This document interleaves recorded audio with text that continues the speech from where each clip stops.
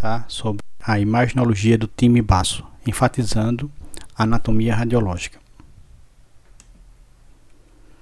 Os objetivos desta videoaula são identificar as estruturas nos exames de imagem, principalmente ultrassom, radiografia do tórax, tomografia computadorizada e ressonância magnética,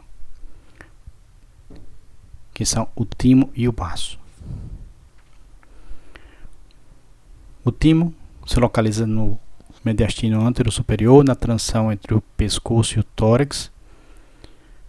Ele faz parte do nosso sistema linfático e ele vai reduzindo de volume, tamanho, dimensões no decorrer da idade. Aqui, nesta imagem, uma imagem ultrassonográfica no plano sagital, demonstrando o timo. É importante reconhecer a morfologia e topografia do timo em radiografias para não confundir com patologia. Este é um dos aspectos do timo na radiografia de um recém-nascido, chamado sinal da vela, onde ele preenche e desloca-se à direita no mediastino, fazendo esse aspecto de imagem.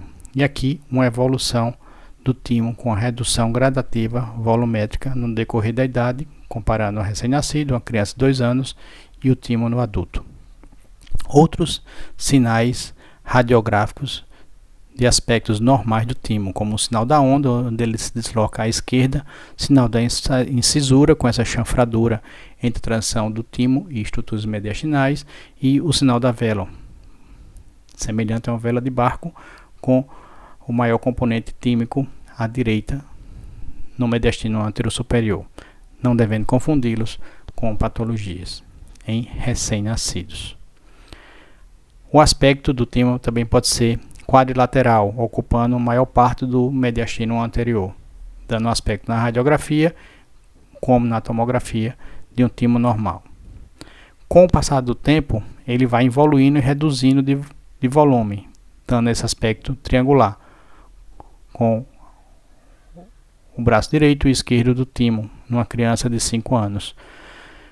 Isso é importante para termos em conta que ele deve evoluir e reduzir de volume com o decorrer da idade. Quando nos deparamos com situações onde existem massas mediastinais no mediastino anterior e superior, como essas situações, devemos lembrar de patologias. Então, 2 exemplos onde existe um aumento tímico em pacientes com linfoma, doença linfoproliferativa. Agora vamos conversar sobre o baço.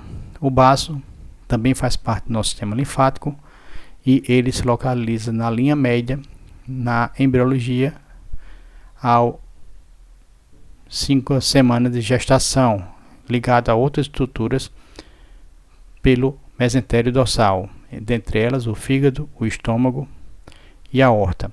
Com o passar do desenvolvimento gestacional, ele vai ocupar o hipocôndrio esquerdo, mas fica sustentado por essas estruturas que são os ligamentos, tão importantes na sustentação deste órgão, bem como outros na cavidade abdominal.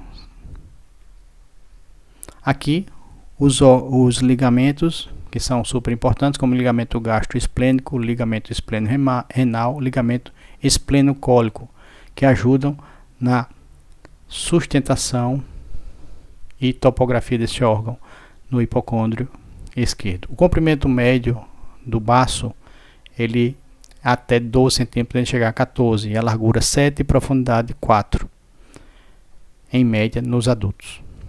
Quando realizamos ultrassom nestes pacientes, podemos também fazer a avaliação volumétrica, que é o índice esplênico. Medimos esses 3 maiores diâmetros do baço e multiplicamos por uma constante, onde teremos uma média em torno de 150 centímetros cúbicos. E consideramos um aumento do baço significativo quando esse volume ultrapassa 480, chamado esplenomegalia.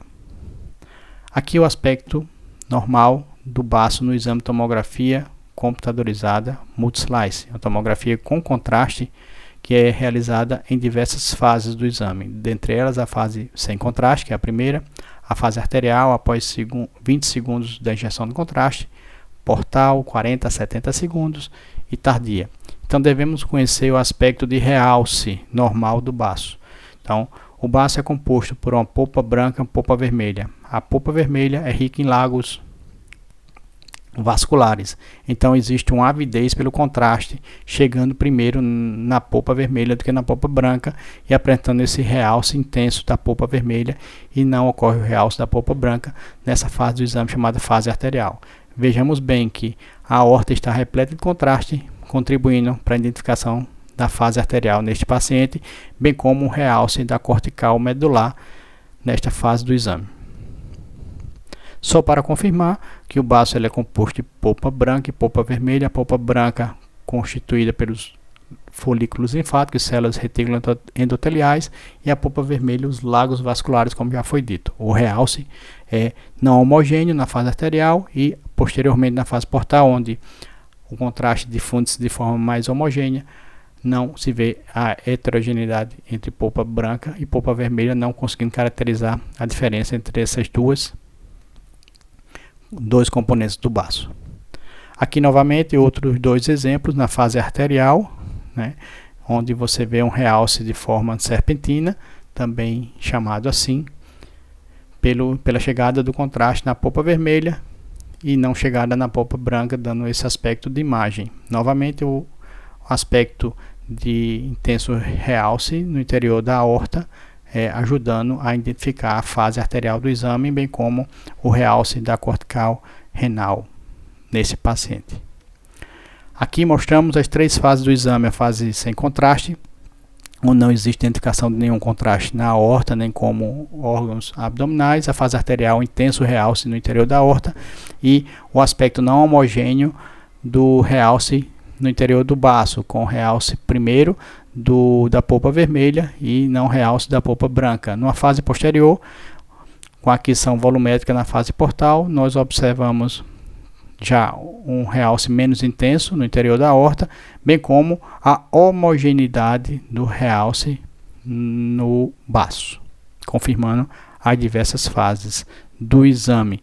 Essa mesma característica do contraste, da fisiologia da passagem de contraste pelos órgãos, pode ser evidenciada no exame de ressonância magnética. Aí, exame sem contraste nenhum, o exame na fase arterial, realizado logo após a injeção intravenosa do contraste numa veia periférica antecubital, nós visualizamos o realce da cortical medular, o intenso realce da aorta abdominal e o realce da polpa vermelha em relação à polpa branca, que não realça pelo gadolínio. Na ressonância magnética não utilizamos o contraste iodado, em si o gadolínio, que é injetado também numa veia periférica, de preferência antecubital.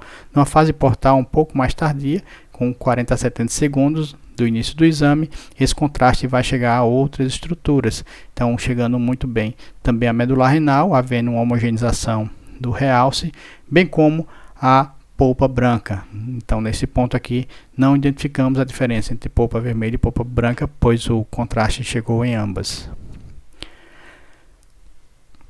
É importante conhecermos as variantes anatômicas para não confundir com patologias.